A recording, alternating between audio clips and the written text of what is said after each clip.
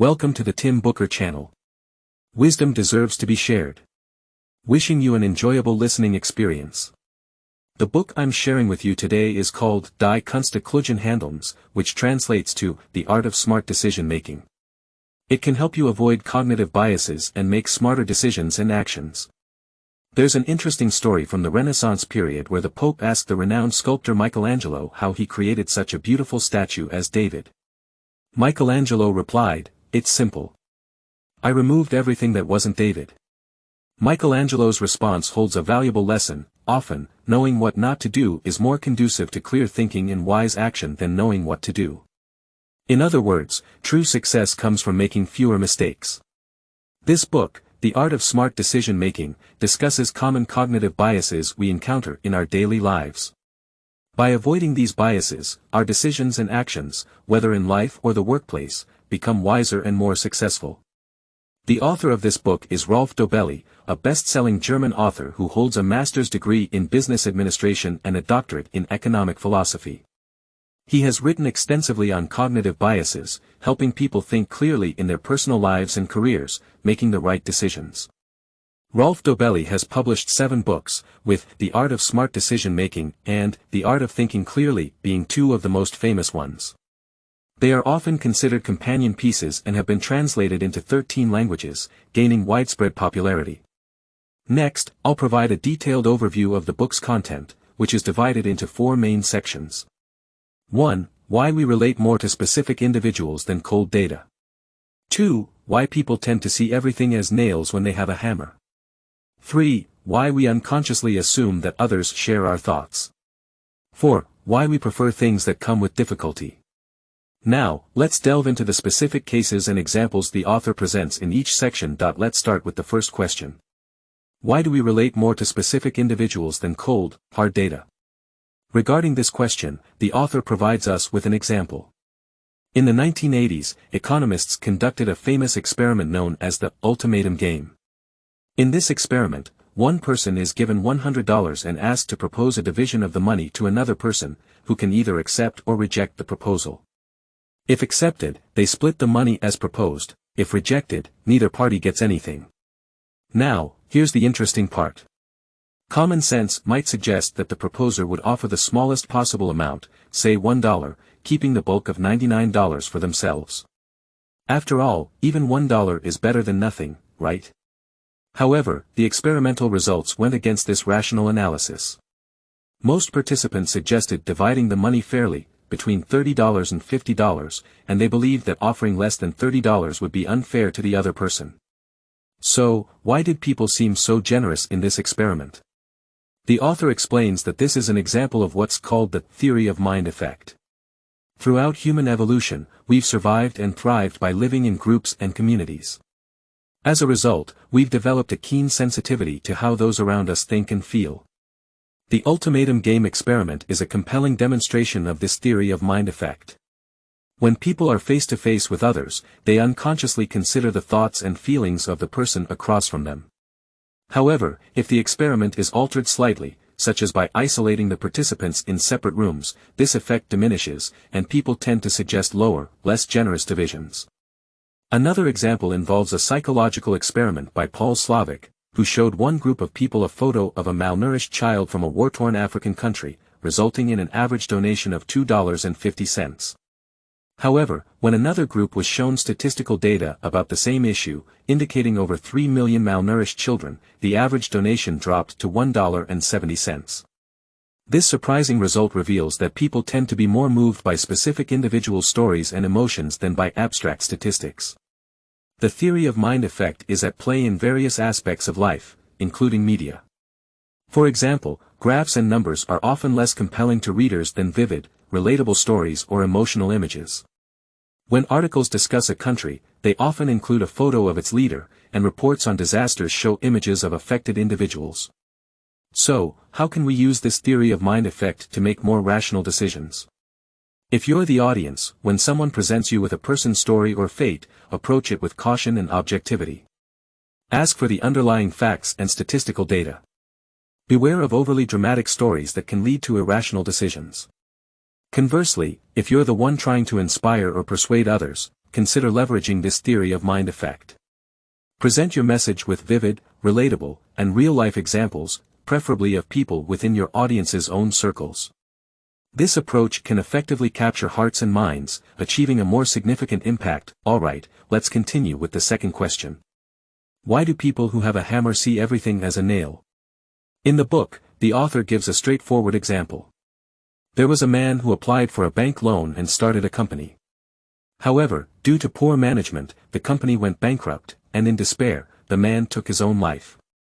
This is not a complex story in itself, but different people would offer various analyses of what caused this outcome. For an economist, they might want to understand why the company's business model didn't work, possibly attributing it to unfavorable macroeconomic conditions or intense market competition. A financial expert might speculate that taking a loan wasn't the right financing method. A local newspaper reporter might suspect hidden or undisclosed secrets behind the scenes, like the man's involvement in gambling and being pursued by creditors, and so on. Clearly, none of these analyses are correct. American writer Mark Twain famously said, "If the only tool you have is a hammer, you tend to see every problem as a nail." Renowned American investor Charlie Munger, following Twain's idea, calls these people hammer holders. Munger explains that individuals, after years of professional training, become economists, engineers, marketing managers, investment managers, and more. Once they understand and become familiar with a certain field's thinking patterns, they tend to apply their professional mindset to solve every problem they encounter. For example, a surgeon instinctively thinks about surgery as the solution to a problem. Military professionals prioritize military strategies in conflicts. Construction engineers often think about construction methods and precautions. Teachers may use a pedagogical approach to address interpersonal communication issues. In short, when faced with a problem, most people's initial reaction is to interpret and deal with it using the thinking patterns they are most skilled in. So, you might wonder, is this approach to problem solving wrong? After all, everyone has their strengths and areas of expertise, and they often have a deeper understanding of their field than outsiders. However, the author believes this is a cognitive bias that we must consciously avoid in our decision-making and actions. What's known as expertise bias is the tendency for professionals to fall into their own field's thinking patterns and attempt to apply them to unrelated domains. This danger lies in the fact that we can't help but use our professional methods to solve problems that have nothing to do with our expertise. Over time, even within our own field, those hammer holders tend to overuse their hammers. As we age, this trend and inclination become more evident. Expertise bias can eventually lead to an inflated sense of self-importance and a blind faith in our own methods. So, how can we avoid this thinking error of being hammer holders? The author suggests that since all of us are susceptible to expertise bias, we should incorporate several additional thinking patterns outside our professional mode of thinking. For example, if you're a musician, consider learning about economics. If you're unfamiliar with a certain field, take the time to understand its thinking style. Seemingly unrelated areas can foster diverse habits of viewing problems and broaden your perspective, helping you steer clear of the inertia of professional thinking, overconfidence, or blind faith in your methods during the decision-making process. Alright, we've covered the issue of professional thinking bias, now let's move on to the third question. Why do we unconsciously assume that others think the same way as we do? On this topic, the author provides an example from Stanford University psychologist, Lee Ross. He conducted an experiment where he created a large sign with brightly colored and embarrassing words, saying, "Welcome to the Fool's Restaurant." He then randomly selected some college students and asked if they would be willing to walk around campus holding this sign and estimate how many of their fellow students would agree to do the same. Interestingly, those students who were willing to do this thought that their peers would also agree to it. They believed it was just holding a sign and thought everyone would be okay with it. On the other hand, those who declined thought that their peers would also refuse, considering it crazy and foolish. Both groups were confident in their judgments, assuming that others shared their viewpoint. This cognitive error is known in behavioral psychology as the false consensus bias. It means that we tend to overestimate the extent to which others agree with us. In other words, we often assume that others think and feel the same way we do. The author mentions that this overconfidence in our own beliefs is prevalent in everyday life. For instance, many authors firmly believe their books will be hugely successful upon publication, but readers may have different opinions, and actual sales will determine the outcome. In politics, there's an interesting survey finding that politicians who run for president tend to unconsciously overestimate the number of votes they'll receive, never underestimating. So, how can we avoid the interference caused by this false consensus bias in our decision-making? The author suggests a few strategies. 1. Avoid overconfidence *. Before taking significant actions, avoid overconfidence. Recognize that others may have their own beliefs and judgment systems that differ from yours. Base your actions on extensive research, considering and addressing the needs and requirements of all parties involved. 2. Real-time feedback *. During the course of action, continuously gather feedback from others and try to put yourself in their shoes. Reevaluate and adjust your action plan accordingly. Be prepared to change direction if necessary. 3. Cultivate open-mindedness *. Develop a mindset of tolerance and openness towards people who have different thoughts or feelings from yours. Instead of doubting or blaming them right away, show respect and trust.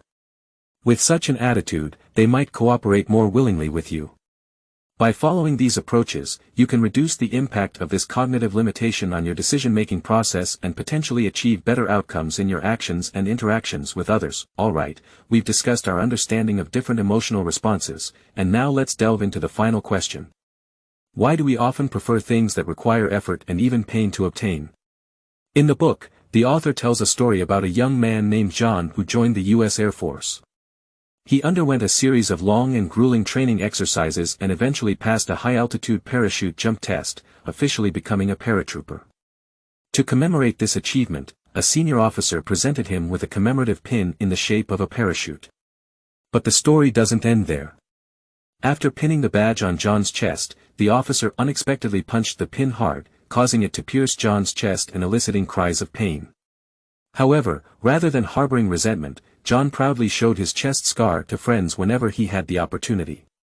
Decades later, he framed the pin that had caused him pain and hung it on his bedroom wall. The author refers to this behavior as the laborious dialectic phenomenon. So, what does this mean?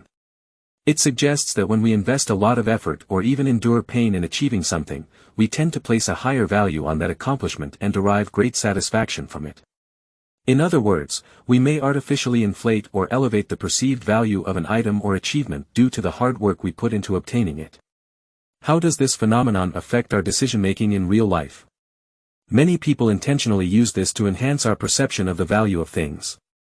For instance, certain university clubs may subject applicants to absurd or challenging tests before allowing them to join.